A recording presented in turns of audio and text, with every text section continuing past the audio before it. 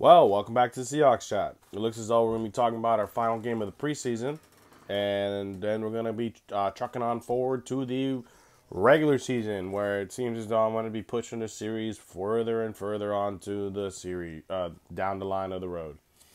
But in any event, let's go ahead and just get this wrapped up and talk about the preseason game. All in all, I felt as though we did pretty well. Even though we did lose. We didn't start any starters. Not even like second, first string starters. Nobody. We played all of our backups, all of our second stringers, all of our third stringers, fourth string, everybody. That's nice that we played everybody collectively, but unfortunately we lost. So there's only so much we can do with all the players that we had. We gave opportunities to go out and play. But at the same time, it's good that we gave all the players that are trying to fight for a roster spot the chance to do so. So the Seahawks did lose 15-19. I want to go ahead and talk about Drew Lock. Drew Lock, in my opinion, played well. I think he played just as well as he did the first game. But see, at the same time, after really watching the plays and watching him play specifically today, the O-line was really struggling. So it makes sense that Drew has lower numbers than what is dotted, because the O-line was not really producing today. The O-line was having some troubles, keeping the pocket correct, and in some cases getting completely wrecked. So I kind of feel bad for Drew Lock, because I felt as though this game could have been more, just to show more of his talent and worth. But he did have 16 completions for out of 25 attempts, 150 yards, and 1 touchdown. But he must understand he did almost have a pick by the balance. I think his name is Ballantine, the Ballantine guy. He had a pretty good game for the Packers. So I'm actually not too mad on Drew Lock, because that guy was balling out that game all day. So it's nice to see Drew Lock all in all still have a competent game in hit two backup quarterback standards. With such a relatively lower tier, at least producing O-line, because I was kind of fairly disappointed with some of the players. I already knew one in particular was just going to be terrible, but there was a few that that just I was a little disappointed again. But so we're gonna go ahead and we'll go down to Aller. Aller had 5 completions on 10 attempts, 55 yards, and 1 interception. We already know which one that was. That was a game-losing interception. And yeah, as you can see, when he threw it, he was throwing it to Lindsey. And let's be honest, when Aller he threw a pretty good pass, and it was to Lindsey, and I think it was like almost a 20-something yarder.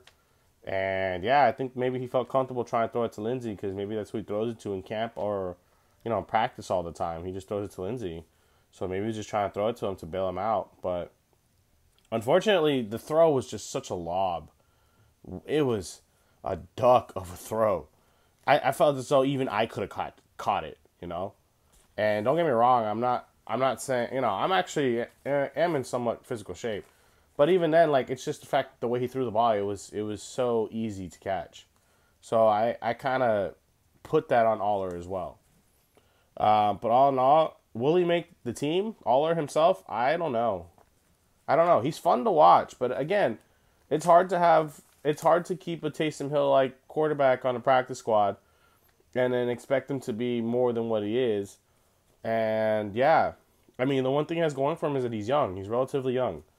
But it's hard for me to be comfortable keeping Aller and then trying to make him a quarterback when he's really not exactly a quarterback. But in any event, so we're going to talk about the running backs. So Zach Charbonnet, unfortunately, he had a bad game, in my opinion. He had a bad O-line as well. They were not really blocking for him. The Packers D-line was completely rushing him. But at the same time, the Packers did play some of their ones in both fields. One in both defense and of course, offense. But that's the thing, too. So that should tell you something, The one thing that does shock me, though, is that even though we didn't play our starters, Mike Jackson was out there. And yeah, I'll talk about him momentarily. But any event, Charbonnet, I felt as though he could have done more. He only had 3 attempts, 1 yard, 0.3 yards, and average. Aller, he had two carries for 8 yards. Locke also had a run for his life in some cases. He had 3 attempts for 5 yards. Scrodrick Thompson, he came through. I'm actually liking this guy. I'm warming up to him a lot. I want him on the practice squad for sure, at minimum. He had 7 attempts for 17 yards. 2.4. Sure, it's not a lot. But he had that nice touchdown. And that touchdown, if you see it really closely, that touchdown was set up really well by Olu. Olu was able to get underneath that nose and then be able to open up a lane for him. Good job by Olu. And that's one of Olu's moments where he did flash. I think Olu, out of all the O-line that played backup, Olu was probably playing one of the best. I cannot lie about that. You really have to sit down and watch all of the reps. There's some cases where yes, he gets beat. There's some cases where yes, he just mentally collapses. But then there's some cases where he pancakes a guy. So it's like, you get what you take with Olu. But the beneficial thing with Olu is that he's so young in the NFL right now. Once he starts developing, centers can last to like 33, 34 years old. So he's got plenty of years left in his life to play center. So that's what I mean. I actually see a lot of talent in Olu. And I like that we picked him up. So in any event, the number 1 person was DJ Dallas. Finally, I'm not even going to be like praising him really because he needed this game for me, in my opinion. He had 4 carries for 43 yards, 10.8 average, and no touchdowns. He had that one play. I think it was like a 20-plus yard play, and that's probably pretty much the majority of his runs. He did have a couple good runs as well, don't get me wrong. He actually had a good game. He was noticeable. So that's something for Dallas I'm happy for. But at the same time, he should have done this at least in another. He needed to do this one more time in a previous game. Or at least now that we know that DJ Dallas is good enough to play as a as our 4th running back, at least given the talent that he showed today in front of the 2s and 3s. I don't know. I'm just kind of happy that he produced. That's it. Like I want to give you guys a reason to like Dallas, but I don't like Dallas that much anymore. Especially now that I see like Scrodrick Thompson producing equally as well, But in any event, so then we got the receiving core, and let me tell you, I got 2 people that shine notably. But let me go down to the people that produced. You got Scrodrick Thompson. Even though he was running, this is why I liked him. He was catching. He got 3 receptions for 16 yards. Had some really good plays. Lindsley, that big play, that 1 yard for 27 yards. I really enjoyed that catch. Landers, he had a down game in my opinion. I think he was the one who actually had his. He would have had another reception, but I think it was batted down or disrupted. And yeah, so he had 2 receptions and 10 yards. So that was a little bit disappointing on his end. I'm a little worried about his position now at even making the he probably will make the practice squad, but it's just I'm just still worried about his position overall because him as a receiver, he is showing development, but it's rather slow, especially comparing the development of Jake Bobo, who I'm about to talk about right now. So Jake Bobo, he had a heck of a game. Interesting about Jake Bobo, his touchdown catch was somewhat surprising. As he's running, he is well, I'm sure everyone already knows this. He's not that fast. As I saw him run on his post, he literally ran a post all the way straight up on his route. It was kind of interesting because I think the safety who was, I think if they were playing man coverage, was on him at that time. I think he gave up on him initially on the first couple yards and let him gain coverage, distance off of him. And then once he saw once the safety turned around, his name it was Ian Gaines, Gaines. He turned around. He literally notices Bobo and he's running. So as he turns around, starts running, and then you see him catch up, and then he actually starts catching up, and then that's when Locke throws the ball. mid catching up, so he's already about halfway catching through his distance. Excuse me. And then as he catches through halfways, the ball comes through. He's right as the ball's about to hit Bobo's hand. The safety catches up to him, straight up catches up to him. But the ball is placed so well over the shoulder on Bobo, he catches the ball, and it's a touchdown. But again, this is exactly what I was mentioning earlier. Bobo, people just let him be open. I can't even understand it. Excuse me. Yeah, sorry. I can't even understand it. Bobo, in my opinion, I'm just surprised because I don't know why defenses just let him be.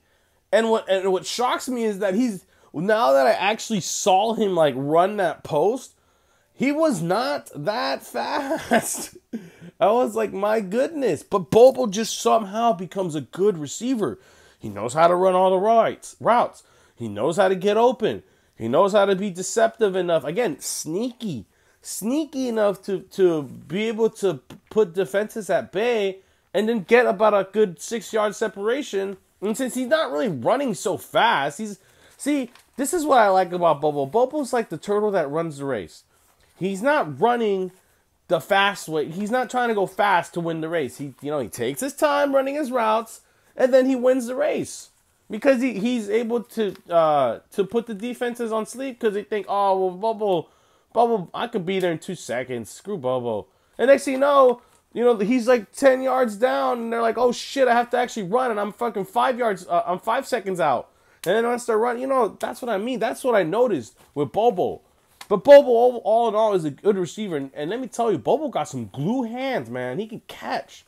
Catches the ball the second it comes to him. I love it. I'm so happy that I think he's now going to be our 4th receiver. After all these performances and the lack of our all the injuries in our wide receiver core, he's lining up as our 4th receiver for sure the next couple games. And it's not even close. Even if D. Eskridge comes back on his suspension, I don't feel as though, unless Eskridge comes back and has like a monster 200-yard game, then no, I don't think Bobo's going to be losing this 4th receiver spot anytime soon. And we found a gem in the rough. And again, I'm so happy because I knew this from UCLA. So then afterwards, the last person who actually really shined was Winston. Winston had a heck of a game. Three receptions for 74 yards, 24.7 average. I'm telling you, he had a monster play in the 3rd quarter when we were backed up in like the 4th. I think we're in the 4-yard line or the 5th-yard line, and then Locke was able to cock the arm and throw it, and then Winston literally catches it like Doug Baldwin style, just jumps up and not really catches. I don't think he jumped up and caught it, but he like caught it in like almost stride, and then just boom, in big yardage. And Winston, I'm telling you, man, there's a lot of potential in Winston too. I do see Winston having much more potential right now and actual ability right now. I wouldn't say much more potential, but actual like ability right now than Landers and all. And I'm going as far as even Thompson. I mean, there's for sure like Lindsey and every other player that was there. I don't know. Winston is really good. He flashed a lot this preseason, and I really do expect him to be. If we do carry 6 receivers, he'll be our 6th. We're not gonna carry 6. I don't think so, because I think it's gonna be D, and then that's it. Because Bobo's already pushing his way to 5th. They're not letting Bobo go. Bobo is staying no matter what. But he has to be in the practice somehow, or I hope he gets to the practice squad. So in terms of our tight ends, I didn't really measure too much on the tight ends, but I did see one good play and good game for one person, and I was so happy. They finally used him a bit. Colby Parkinson, 3 receptions, 11 yards. Sure, it's not a lot, but still, he was out there and making the most of the catches that he could, and more importantly, he's still blocking the whole time. But again, what I like the most is the fact that they gave him receptions, and he shows his soft hands. He shows his quick short routes. Like, dude, Give Colby Parkinson the job. Trade Will Dissly. Trade Will Dissly. I'm sorry. I mean, I like Uncle Will a lot. Or, I really think Noah Fant is much better for our offense than Dissly at this point. Because I feel like with one blocking, one receiver, we already have he's turning into a great blocker in Colby Parkinson. And we have a great receiver in Fant. You see what I mean? I really do believe this combo would be really much better for the Seahawks, and we're technically younger than Dissly. I already talked about it beforehand in having to trade for Dissly for other pieces. If you guys want to check it out, it's going to point up there. But in any event, I do think that our O-line overall was subpar. Overall was just subpar. Curhan did not look the best. I was actually surprised that he was getting manhandled in some plays. I mean, he got bull rushed in some plays. And I'm kind of surprised because Curhan in the last few years has been competent lineman. He's a decent player. But this game, he really just slouched the bed a little bit, It wasn't a terrible performance because there was one that was a terrible performance. I'm sure we all know that one. But all in all, I thought Curhan, kind of digressed. And I think it's because he just doesn't have so much, all the reps that he can be given, But since he's not given all the reps, maybe he might be better if he's given more reps. In any event, I think Curhan did not do as good as he should have. Okay? Olu flashed. I mentioned this before. Olu flashed, man. Him playing center, I like that when he's playing center, he plays rather low. He's a very low center. So I don't know if that's a good thing, if defenders can jump over him, if that's like a rule or not. But if you see him as he's snapping the ball, he's relatively much lower than more of the guards and tackles. And I'm sure that's maybe because of a positional stance thing. But he's just low. He's very low. And it's good because there's times where he's gotten leverage on some defensive plays or players on some plays. And then there's also some times where I've seen him rise up and actually let the defender get in front of him, and then he lands on top of them because they fall over. Or I don't know. I've seen a few of those. I saw at least 2 of those plays. I was impressed actually. But in any event, I thought Olu for his second official game. And this was him actually starting. He did well. I wouldn't say somewhat bad, but he did well. I actually thought he did better than everyone else. And then there's Stone Forsythe. Cut. Play Seattle. Cut him. He's absolutely ridiculous. Okay, so first off, there's a reason why Charbonnet was attacked. He's had a couple losses, and what gets me more mad is that he himself allowed Nick Van Ness to just basically push him around and make him look like his bitch all day. And I was just I was getting so pissed off. Out of all the times that our pocket would collapse, it would be Stone. And the worst part is it's the left side. He was always fucking it up. It pissed me off seeing Stone Forsythe just not only have mental mistakes, but play so slow and act so stupid. Oh my God. I'm sorry. I'm just angry because Stone is such a freakishly physical potential person. This guy's almost 6'9", and he's just massive. But he's so slow and dumb. I'm not saying he's dumb, but he's dumb on the play. He has such mental relapses all the time. And he just needs to get out of the NFL, or at this moment he needs to talk to an actual O-line coach and sit with them for a year. Every day. And have him do reps every day. Have that sticker writing on his head every day, just like Charles Cross did in college. He needs that. Because if he did, he would be a dominant force. Very disappointed in him. At this point, I need him cut. I'm just cut. All right, so we're going to go to defense. There's a few people that shine notably. all in all, I felt like our defense did play well. Even our second and third stringers, I actually don't feel too bad of us losing, especially since we lost. You know, it literally took a fourth quarter, two more minutes, 1 minute and a half left for them to come up, and we allowed 19 points. That's not bad. That's not bad. It just shows our offense is not really so efficient. And it kind of does hurt me to say that, because I felt as though if Holton did not come into the game, I do feel like Drew Lock probably would have given us the game-winning drive and win for us. But of course, we have to get Holton some shots, and unfortunately, that was just the case. It didn't happen. So we're gonna start with one player. I mentioned before, if one of these two players shine, one of them will be practice squad. One of them would potentially be 53-manner in between there, and another one's just gonna get cut.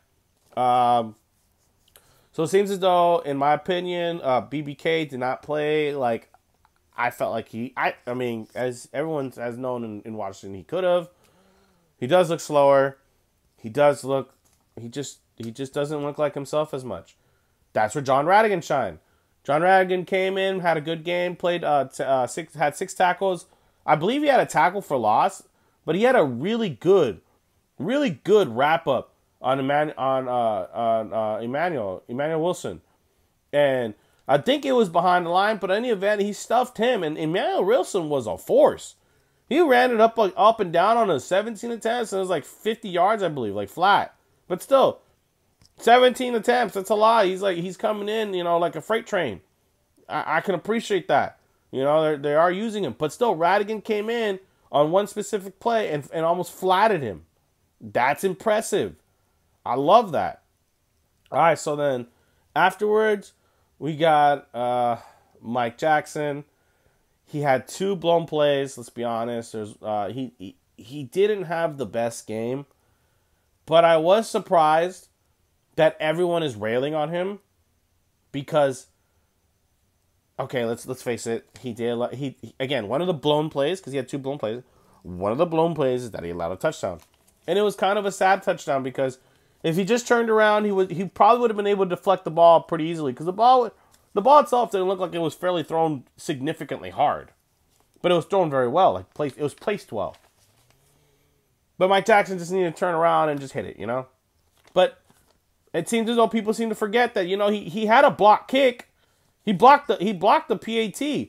Just blocking the PAT is hard enough, but he did it no problem. So that's got to shine for something on special teams. I'm sorry if I sound like a defender for Mike Jackson, but I kind of am. Excuse me. I kind of am, because Jackson himself, again, he's a better player than most cornerbacks. There's more cornerbacks in the league that I wouldn't take over Jackson, especially at his price right now. He's only $1 million in. So, speaking of cornerbacks, this does lead to the point that we have 3 cornerbacks that we could probably use for potential trades. Okay? There's Mike Jackson, and everyone's ranting to the moon about Mike Jackson getting traded. Okay, so there's one. There's Trey Brown, who's been having a pretty good game. I mean, all in all, they've both been shutting down. Well, not Mike, but he's been shutting down, and another player I'm going to talk about right now. He's been shutting it down and having some pretty good games when he had, he had a good game this game, but not as highlightable as last game. But still, it was still enough to show that he does belong in the starting lineups, or at least in the 4th cornerback for sure minimum, 3rd cornerback minimum, And then there's Artie Burns. Artie Burns had a pretty decent game today. Understandable. And also note that Artie Burns is, I think, like 28 or 29. So, he has NFL experience, NFL, mental experience. And in my opinion, he probably has one more year in him to maybe play well. Maybe.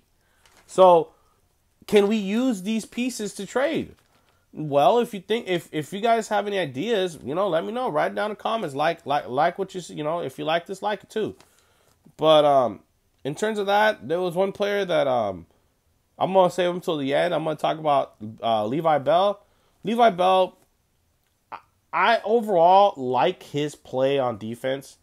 I really like his he's smart. He's very aware. I like his sense of play. Like he knows how to read the offense when the offense is running its course, which is good. But then again, I'm just worried because I don't think he's gonna make the team, only because we're so stacked on defensive ends and defensive line. It's good that they put him in the middle. I saw him play interior defense today, and he played, okay. He didn't play like shit. I didn't see him get fucking tackled down, But he still played. And what's cool is that that's versatility. If he can show that he can do all these things at once, Carroll himself is going to be like, look, I don't think we can cut this guy, because this guy is showing all the efforts in the world to be a player. He's doing everything in the world. So let's use him. I really do think he'll stay in the practice squad. I don't think he'll walk away if we offer him a practice squad spot. But I am worried that because of his play, and since if other teams were really noticing his willingness to even play interior defensive lineman, someone's gonna pick him up, And over here he's a fan favorite. He's earned our respect. So I hope for the best for Levy Bell, and I really hope that we can keep him. Now, one player. This is gonna be it, and after that I have to cut it short, and then I'm gonna make another video probably tomorrow on probably our our actual season expectations and everything else. So last player I'm gonna talk about is Jarek Reed. Jarek Reed was monster today. My goodness, 5 tackles, 1 tackle for loss, and he was on the field. He was a difference maker. And it makes sense why if you went back and saw his draft profile and all that, he was the captain, the defensive captain over there at the Lobos. Everyone praised him for being one of the best players on the team, and it showed. It absolutely showed. All in all, I was impressed with Reed. Reed is a pretty solid tackler. There was the tackle for loss play, notably. He grabbed him, hoisted him, and then fell with him.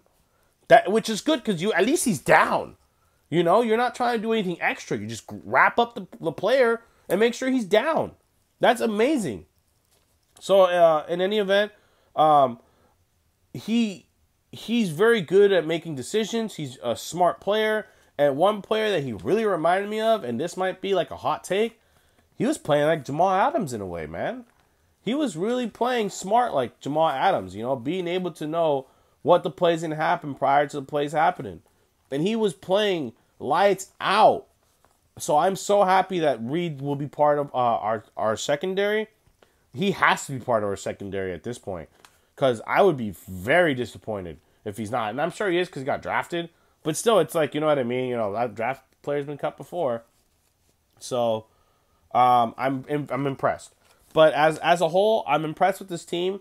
Tomorrow, I'm going to talk about our expectations, season expectations, how everything's going to go.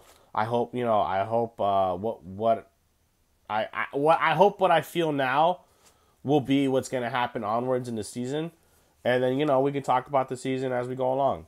And so, in the event, this is it. I appreciate y'all listening. Thank you very much. Again, from the bottom of my heart, I do feel as though the Seahawks are going to have a pretty interesting season.